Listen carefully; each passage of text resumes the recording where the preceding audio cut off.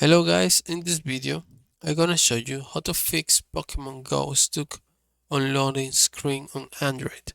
Well, this is really easy to do. The first step we need to do is we need to close our Pokemon app. Once we have closed our Pokemon app, we need to put our phone in flight mode. We need to swipe down this area right here, and then we're gonna click this flight mode.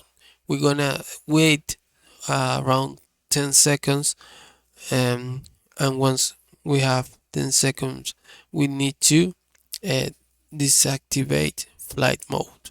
Okay, you need to deactivate flight mode, and then once you have done this, you need to open your Pokemon Go app, and once you have opened, you need to you're going to see that the game will start normally. This is really easy. I hope this video was helpful. Please comment and subscribe.